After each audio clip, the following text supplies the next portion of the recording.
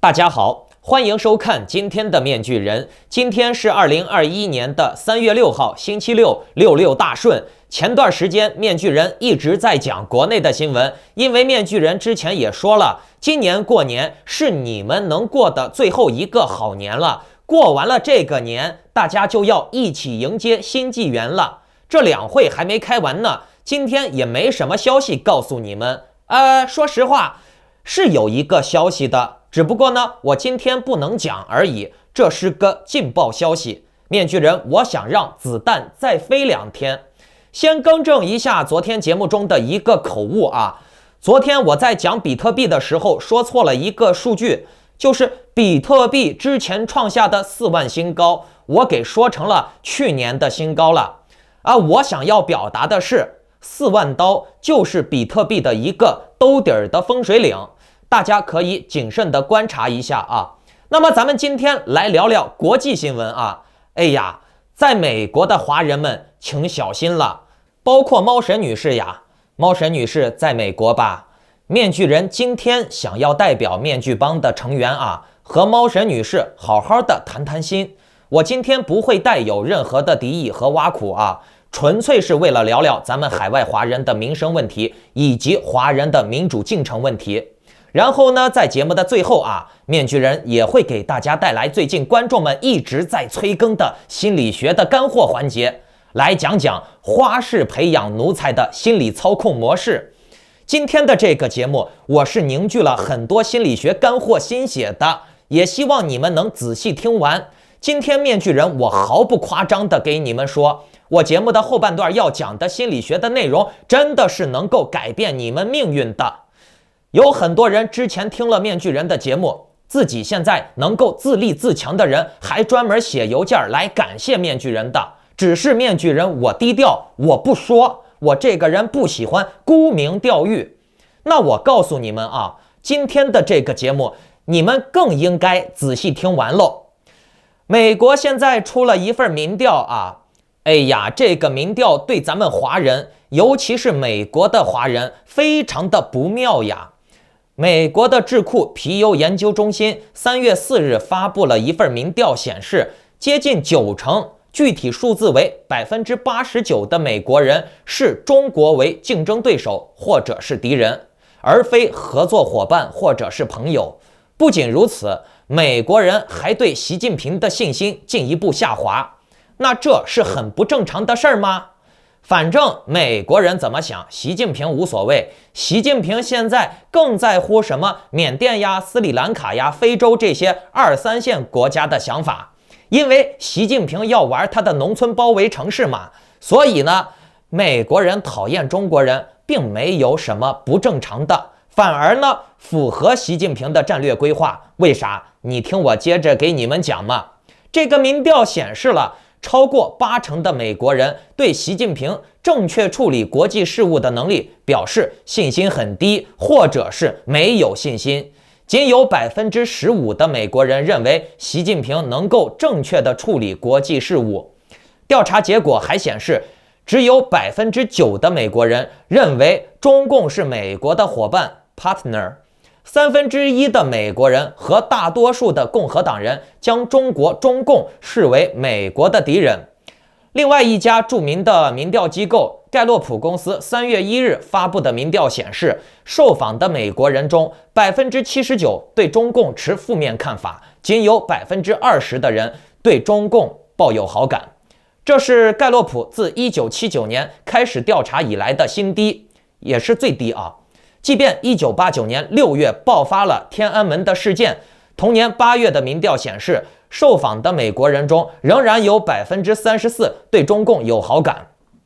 看好了啊，64邓小平在天安门派坦克车、机关枪镇压游行示威者，如此残暴的行径，当时还是有34%的美国人对中共是抱有好感的。可是你看，中共在和美国打贸易战、打超限战了以后，美国人对中共的好感度就降低到了15%，甚至是11%。其实面具人，我看到了这个数字以后啊，再联想了一下缅甸现在的游行示威，我感觉心里面发凉啊。世界就是这么的现实呀。咱们华人总是喜欢生活在完美的幻想世界中。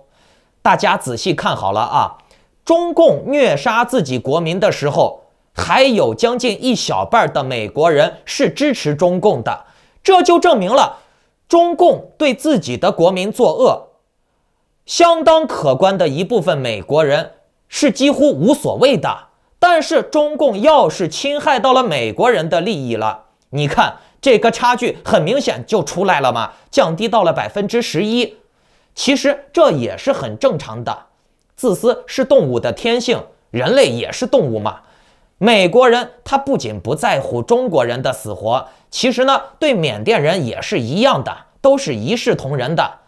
咱们中国人或者是缅甸人跟人家美国人没多大关系。最近缅甸发生了很多惨不忍睹的事儿，缅甸人的游行抗争力度是比香港人强出数十倍的。毕竟缅甸人是经过战争洗礼的，而香港人呢，基本上都是文革逃难的失败者，被中共淘汰出来的人，都是弱者，本质是有区别的。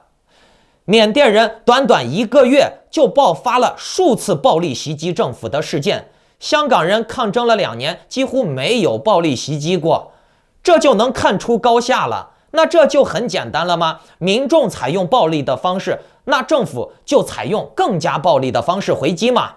现在缅甸被军政府干死的人数不胜数，场面确实是太暴力太残忍了。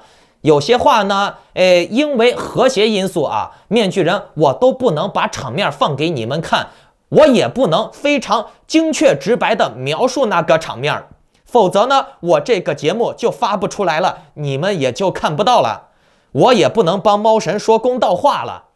反正呢缅甸现在就是很惨，很多年轻人都挂了，这个挂人的速度和频率啊，规模呀都是远超香港人的。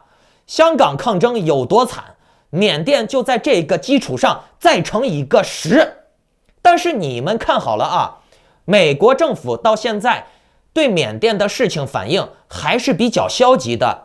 一来呢是美国自身受到了疫情经济所困，抽不开身子；二来呢就是咱们想嘛，30年前的人类比现在的人类娱乐方式少，赚钱的方式少，那时候的人类比现在要善良朴实的多。但是呢那个时候人家都懒得管什么缅甸6·4的事情，更何况近几年全球右转的大趋势下，那美国人就更不管了，对不对？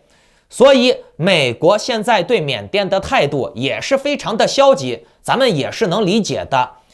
可是呢缅甸的事件表面上你看是民选政府和军政府的抗争，实际上这个事件的背后就是民主阵营的美国和军事枪杆子独裁的中共的博弈，在争亚洲东盟的主导权。那问题就很简单了，美国究竟是想继续当世界的领导者，还是说从神坛走下来休息一下，把王位让出来？如果缅甸的事情美国处理不好的话，美国就可以不用在亚洲混了。届时呢，亚洲各路诸侯就会接受习近平的贵族人权模式，而美国它不能迎接着这次难度去解决问题的话，你认为中共会放过这个机会吗？你认为中共最后会放过美国吗？中共最喜欢打落水狗了，欺负弱小了，你们要记住了。而且呢，你以为习近平的野心就止步于此了吗？哎呀，其实类似于香港、缅甸这种失败的群众民主运动，美国是要负一定的责任的，因为美国它自诩民主灯塔，美国在全世界推广它建立的世界秩序和价值观、民主制度啊，让别人加盟它。其他国家的民众因为受到了美国的影响去追求民主，但是呢，当人民面对枪口流血的时候，美国却无动于衷，却不管了。这是怂恿别人去送死，却不负责任呀！不知道大家发现没有，现在的这个自由民主人权，就好像是西方世界和独裁社会打交道做生意的敲门砖，只要独裁政府给的利润足够多了，自由民主就可以不谈了。沙特不就是个典型的例子吗？中共那就更典型的不能再典型了吧？只要中共给廉价的商品，给廉价的劳动力，美国是无所谓的。说实话，饮水要思源呀。美国人用着中国人的廉价劳动力、奴隶工、廉价商品，可是美国人有关注过中国的人权了吗？没有，最多就是嘴上说说而已。可是美国人为啥不实质行动呢？因为中国人的人权要是上来了，美国人还到哪儿找奴隶工和便宜的商品呢？这就是此消彼长的关系嘛。你过得好了，这就意味着我要过得差了。指望美国人给你搞福利，太乌托邦了。美国人给自己搞福利都忙不过来呢，还会给你中国人搞福利？面具人，我告诉你，这些所谓的民主大师真的是很恶心的。这群傻逼，左手盼望着美国人来搭救自己，右脚就想踩一下比自己更弱的人。一边希望美国人给自己搞福利，一边还对受害者百般指责，自己却不愿意做善事儿，全赖美国人，让美国人来做善事儿。你觉得这可能吗？你自己都不想做好人，你让美国人替你做好人？中国人还没到了那种人人为别人好的境界，那中国人就不可能民主。实际上呢，你们去看网络主播、政治直播、学校的老师，要么是娱乐至死，要么就是洗脑愚民。底层的人要学习怎么变成傻逼，这些权贵子弟们就学习怎么把底层人变成傻逼。而且底层的人还引以为豪我做傻逼我光荣，学习做奴才学得标准得很。而且是不是还想要踩别人几脚，让别人连当奴才的机会都不能有？其实在美国，华人遭遇袭击挂掉的、打死打伤打残的这种事件发生的确实很频繁，非常的频繁。一个原因是中共政府故意恶化海外华人的形象，因为国外只有排华了，这些华人才能更加紧密地团结在中共身边为中共做事儿。一个原因呢，确实是华人在海外素质太差，乱扔垃圾、贪小便宜、搞灰色产业、偷税漏税、骗福利，甚至是煽动美国内战、造谣。还有呢，老板欺负员工。有些华人老板呢，就是赤裸裸的在老外的面前打自己的员工。华人互相坑害，华人互相坑害的这个事儿是举世闻名的。很多接触过华人的老外也都知道，华人喜欢互相坑。而且呢，咱们华人的权利意识不高，华人还种族歧视，他们歧视亚非拉。那你华人自己都种族歧视了，就不能怪别人都种族歧视你华人了嘛，对不对？所以呀，做人不能双标呀。只能你种族歧视别人，别人不能种族歧视你。那说到了这个咱们华人的劣根性的问题呀，面具人，我就要说说最近和我们面具帮有些过节的猫神女士啊。面具人今天想要客观的和猫神女士谈谈心啊，咱们站在为华人好的角度上来心平气和的谈谈，不牵扯什么攻击挖苦之类的。大家也可以仔细听完我接下来讲的，点评一下，看看觉得面具人讲的有道理不？一会儿听完了，觉得有道理的请留言打1，觉得没道理的就请留言打2。首先呢，面具人在这里要求面具帮所有的战友们ABC 先生、阿力先生、阿猫先生、大表哥先生，还有教书先生也包括面具人群里的、推特上的所有认可面具人的朋友们，请不要再对猫神女士进行攻击了猫神是什么二奶呀，找了几个老公呀，有几个孩子呀，那是人家的私事儿。他的行为只要没有违法，充其量就是个人情感选择的问题，我们是无权干涉的而且面具人，我要给你们普及一下什么是民主啊。美国是多党制国家，猫神之前做了很多挺川普、替共和党传谣的事儿，这确实做的不对。但是我们看啊，共和党上从川普先生本人，再到克鲁兹议员，再到各种大小议员都在造谣，所以呢，猫神女士跟着传播谣言，也就是顺理成章的事儿。那现在猫神女士转换立场了，她挺川与挺拜登，她支持民主党还是支持共和党，这是人家的人权，这是人家的选择权。在美国转换阵营，红蓝转换是再正常不过的了。只有咱们这些不懂民主多党的奴才华人才觉得，哎呀，选择了一个党就要死忠到底，忠君护主。不是那样的，战友们，那样的人群之中是无法诞生多党制和民主的，因为你们都不愿意改变嘛。而且，猫神承认川普败选，这是讲道理呀，这是事实嘛，对不对？这是文明的做法啊。就算诚如网上爆料所说的，猫神又是有儿子了，又是有女儿了，姑且就算是他有，那么我们就更不应该去攻击一个拖家带口的女人了。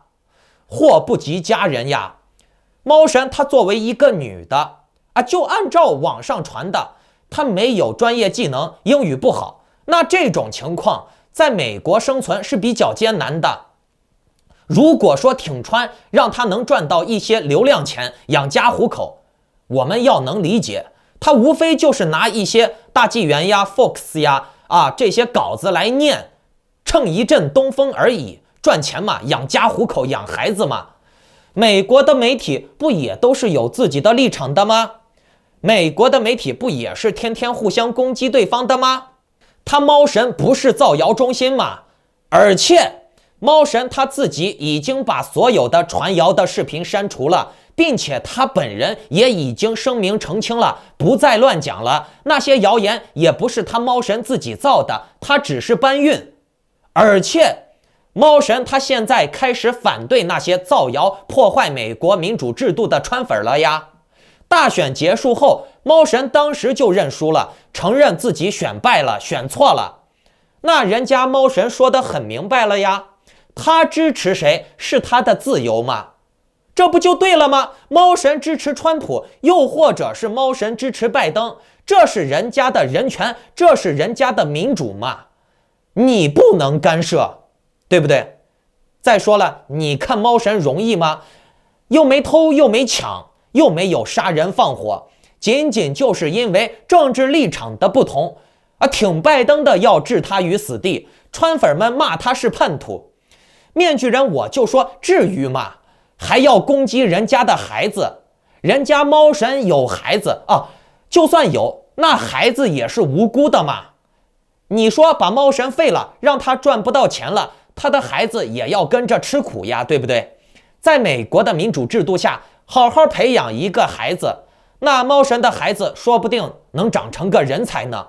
美国和中国不一样，美国的孩子受到美国的教育以后，他们被父母的影响就是比较少的，所以呢，祸不及家人，祸不及子女。别搞那些什么诛九族、忠君护主、文革追杀的事儿了。你说咱们这样下狠手，是不是造孽呢？战友们，猫神他说了，要相信底层的法律，要关注可怜人，别整天扯这些权贵的尔虞我诈的事儿了。这是猫神的原话呀。那面具人，我觉得这话说的就很好嘛，这个也和面具人我一直提倡的理念是一致的。咱们华人为啥不能有民主和人权呢？就是因为咱们华人明明是做奴才的命，天天却要操着主子的心川普今天的尿是啥颜色的？川普的领带用红色的了，暗示着深层政府出动了。哎呀，川普今天晚餐吃晚了一点是因为他去消灭蜥蜴人了。哎呀，今天下雨了，一定是川普的内心在哭泣。你们他妈的整天再整这些神叨叨的下去，就成神经病了，知道不？选左选右，这就像是你在键盘上面打字，左右手并用才能打得快呀。你把左手剁掉了，来，你右手一指禅打字试试，看看有多快。猫神现在都被你们逼得不做政治了，开始做卖房视频了，做售楼小姐了，还不惨吗？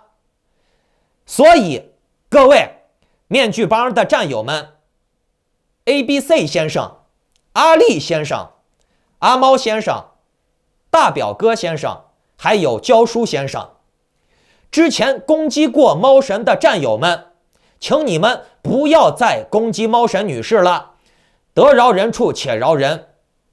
如果说猫神以后再干什么传谣造谣的坏事了，到那个时候再动手也不迟。但是你看猫神现在做的就很好嘛，劝大家关注底层，劝人向善呀，辟谣呀，反对别人造谣呀，对不对？承认错误呀，这样做的就很好了。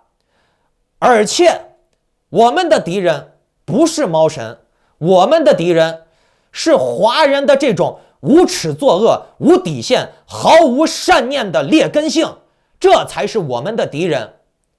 猫神能回头，能劝人向善，能做到拿得起放得下他怎么选是他的自由。阵营两党之间互相切换，不当奴才，不死忠能看明白，要关注底层，那证明猫神这个人不坏，证明他在美国这几年也没白活，还是领悟了一些民主精神的。这就是咱们华人的进步呀！一定是要给予肯定的。而且你看看猫神曾经的战友们那什么 ACM 呀居士呀，李一平呀，周周凯呀看见了猫神一个女人被这些中共的民主五毛，被川粉，被这些造谣的大外宣们围攻呀，居然没有一个人站出来帮猫神说话的第一个站出来帮猫神说话的居然是面具人，我这个他猫神曾经的政敌先看不下去了。这就是我们中国人的敌人唯利是图，欺软怕硬，落井下石抱团跪舔的时候有你，看猫神落难了以后都跑得远远的面具人我从来都是锄强扶弱的，我不会落井下石的至于那些天天神呀鬼呀蜥蜴人呀人造人呀，美国是地下公司，藏了几百万老弱病残的阴谋政府之类的，美国应该内战分裂解体的这些大摇棍们，你们看好了战友们观众们，这些人绝对都是别有用心的。别说猫神打击他们辟谣他们，面具人一直以来不都是在打击他们辟谣他们吗？在美国散布阴谋论，制造人民对立，挑拨民众不相信整个美国，对谁有好处呀？当然是对共产党有好处了呀，对不对？而且面具人我虽然原来说过猫神在王岐山的部门混过，但是呢咱们心里明白的跟啥一样，从中国出来的哪个没有舔过共产党现在回头是岸，看清共产党的真相，只要我们传播善念，积极的关心底层人民，将功赎罪，不与 CCP 的战略目标一致，不帮 CCP 做任何事儿就像面具人我单打独斗，自成一派，我有我的面具帮，对不对我也没有舔任何人，是不是我对猫神只是做到了不落井下石我们面具帮跟猫神有冲突的时候，还都是在猫神全盛时期。现在猫神落难了大家都离他远远的。不，做人不能这样，对不对？还有 ABC 先生我也要说说你。猫神现在被大家围攻，你呢也是讲了好几期猫神跟他有了相当大的互动多少也算是有一些流量上的往来。那么只要现在猫神你看，猫神现在已经改善很多了，那咱们就应该肯定猫神。做人能像猫神一样敢于承认自己的错误，拿得起放得下，那咱们中国人就有希望了。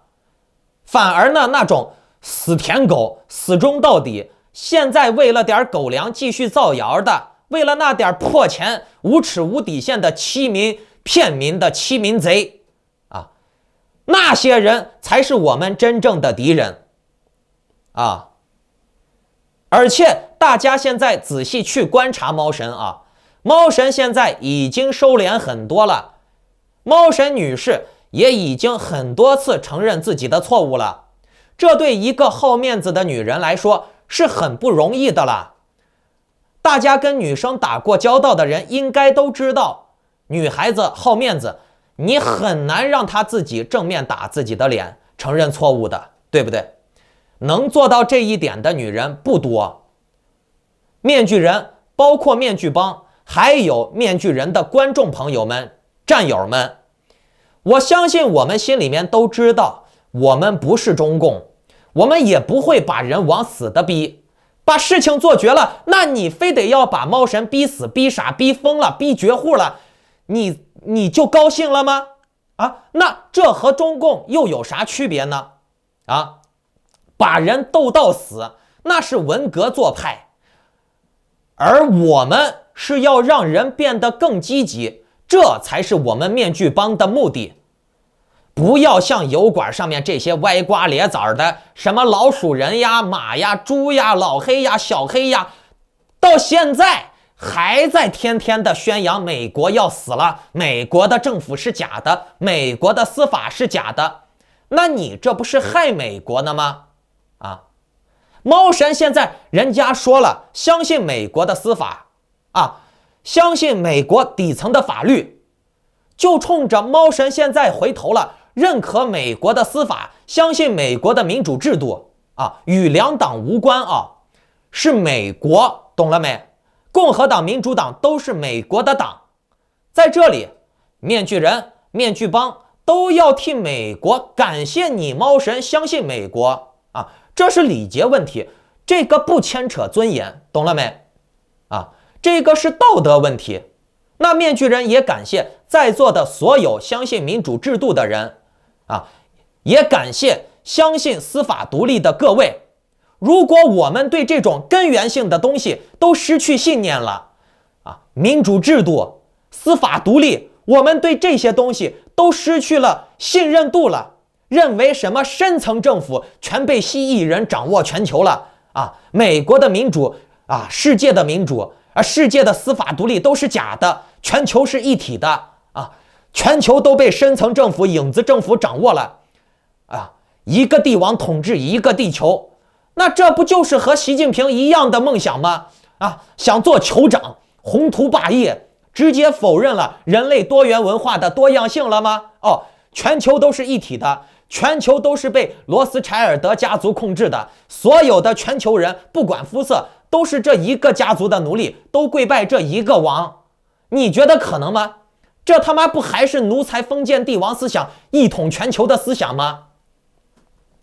面具人的订阅朋友们我希望你们以后也不要跑到猫神那里再留言骂他了我们反而要支持他放下屠刀的行为支持他回头是岸的行为。大家以后千万不要再去他那儿留言骂他了大家可以去他那里留言说咱们面具帮支持他回头是岸，做得好，这些话咱们互相鼓励的话可以说，至于什么辱骂呀、造谣的话不要说了因为他现在已经没有在做坏事了，那咱们就不能再以其人之道还治其人之身了，反而呢要支持他的积极行为。面具人，我这么久以来我从来都不落井下石的。你看猫神现在被各种烂人围攻，我都看不下去了这么多的老的、小的、男的女的这样欺负一个女人，能行吗？啊，你看猫神现在的流量啊，现在的播放量都惨成什么样了，还要把它搞成什么样子，把它搞死啊！你们这群烂人烂仔，不要再作恶了。你们继续再作恶，我面具帮收拾不了你们啊！我连陈秋实都能亲手做掉了，你们和陈秋实比起来连个毛都不算。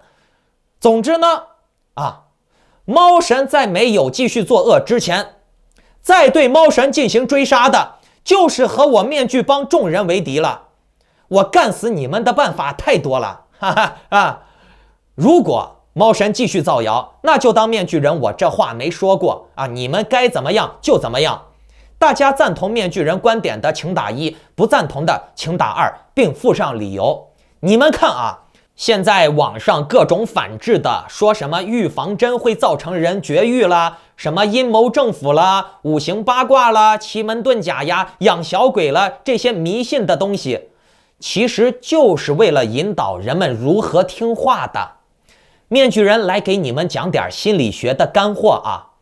来，面具人，我问问大家有关迷信的问题啊。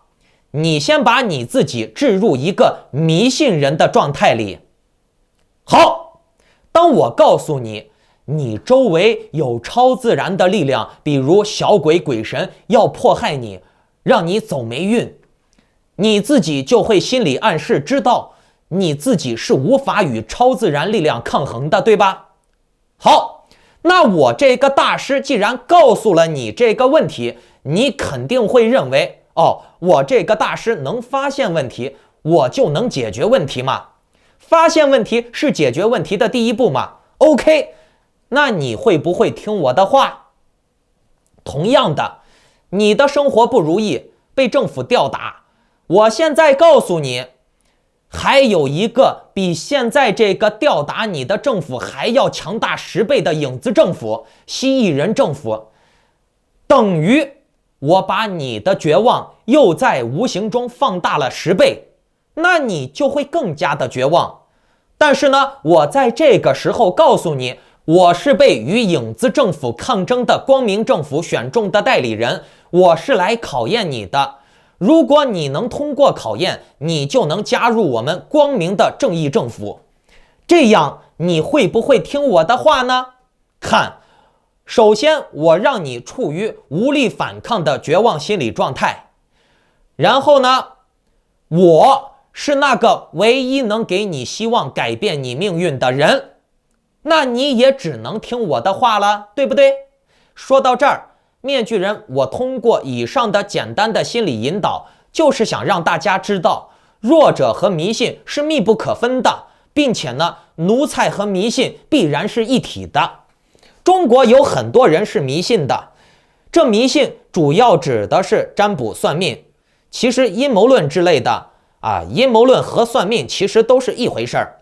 占卜算命从人类文明诞生一直延续至今，它有着各种各样存在的必然性，比如便于统治，给人们生存的希望等等。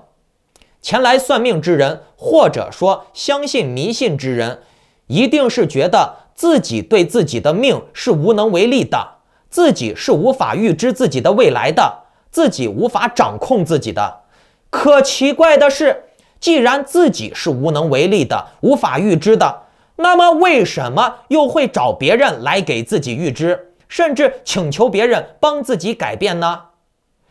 这些弱者怎么就能确定别人能预知未来呢？这是没有任何逻辑的，对吧？反过来想，大家都是人，如果别人可以有这种能力，那为什么自己又不能有呢？为什么自己是无能为力的呢？如果他都如此牛逼，能预知未来，五行八卦，运筹帷幄，为啥他不买彩票呢？反而是靠算命挣钱呢？对不对？反而是靠舔共帮共产党愚民挣钱呢？他们自己的解释是天机不可泄露你不能算命来预测彩票，就是天机不可泄露，你帮共产党洗脑愚民，就是天机可以泄露了吗？这显然就是悖论嘛。人们会这样做啊，相信算命呀，相信阴谋论呀，相信民主大师的洗脑呀，有人卖就有人买啊。这显示出来的答案就是中国的很多人是很懒惰的，有很多的懒于思考之人，这是很多中国人的共性，难道不是吗？并且呢，他们是不自信的，是盲目的，是没有思考能力的，他们几乎都是愚民，是天生的奴才，他们只习惯当奴才，他们从来就是当着奴才的料，思想上的奴才。这也反映了中国教育的悲哀。中国的孩子生下来就是被指引的，被命令的，毫无探索和思考的能力，因为他们从小习惯于被指引、被命令。长大了以后呢，被算命大师、被救世主、被民主大师指引和命令也是必然的。迷信这个词儿很有意思，迷信，迷信，什么是迷？就是没有自我的意识，比如迷路，就是自己没有能力找到路了，迷失道路了，对不对？再比如财迷，指的就是在财富的面前失去了自我，找不到北的意思。又或者迷人，这就指的是某人在某方面外貌又或者是智慧非常的迷人，令人失去了自我，沉迷于他，这是迷。那什么是信？信就是信服，相信，这是一个判断词儿。比如我相信你，就是对你的一种判断的结果。迷信的意思就是没有自我的相信，他先要迷失，他才能信。那一个没有自我的人去相信某一种东西，不管这种东西是什么，都会带来可怕的后果。例如文革、大跃进，农村孩子生病了不去医院，请道士，最后呢耽误病情啊，这些都造成了灾难性的后果。你还迷信呢？啊，你信别人，那别人该信谁呢？你有没有想过？尤其是打破现有被实践的科学规律之外的无意义探索。看好了啊，面具人说的是无意义的探索。科学家也爱探索呀，但是人类有史以来的科学家都是用自己作为代价的，他自己要承担代价的，做任何科学实验，他自己是亲力亲为的。而这些神棍、造谣者之类的，他们是用别人做代价的。你沉迷于他，你就是那个代价。迷信算命就是命奴，迷信明星就是星奴，迷信金钱就是钱奴，迷信权力就是权奴，迷信物质就是物质的奴隶。总之，只要他迷信某一方面，他就是某一方面的奴，而不是个主，永远不可能是自己真正的主人，因为他的行为都会被他迷的那个东西主宰，对不对？你看啊，你的迷信如果在某一方面是有利于你时，你对他的迷信可以算得上是一种幸运，比如迷信科学技术，然后呢就能促进科技资本的发展。可是如果你迷信的某一方面或者是团队不利于你呢，那迷信的结果会是什么呢？那面具人我可以告诉你们，要多惨有多惨。比如变质了的共产党，你迷信他，跟着他文革，你迷信他，跟着他大跃进，你认为迷信这些可以带来好的生活，结果呢，直接是生灵涂炭呀，造成了多少人的归西。也许有些人会先找有利于自己的东西，再去迷信。那这么做就是先勤劳的思考问题，而后呢，做一个慵懒的人的典型。这种玩法有两个问题。第一，你得有能力思辨出什么是有利于你的东西。第二，这种东西不会变质。那观众朋友们，这世界上有不变的东西吗？因为有利于你只是相对的东西，你的需要才是有利于你的前提。那你的需要是不会变的吗？有人会抬杠了，说啊，人需要吃饭是不会变的。那面具人，我就告诉你，人每天都想吃不一样的东西，什么东西天天吃都会变腻的，对不对？而且你每一顿吃的东西的分量也不一样。事实上，人的需要都是会变的，变是永恒的。中共一开始还说民主呢，可是呢，共产党拿到政权了以后就不民主了，对不对？中国人子子孙孙都为了当年迷信中国共产党而付出了惨痛的代价，直到今天，一劳永逸的东西是不存在的，变是永恒的。我们能做的只能是提高我们自己寻找有利于自己东西的能力，去根据环境变化而调整，学习进步，永不停息。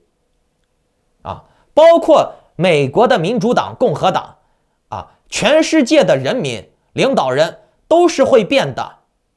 你不要觉得你选了一个什么伟大的领袖，你就无敌了，千秋万代了变是永不停息的。起来，不愿做奴隶的人民，请首先远离迷信。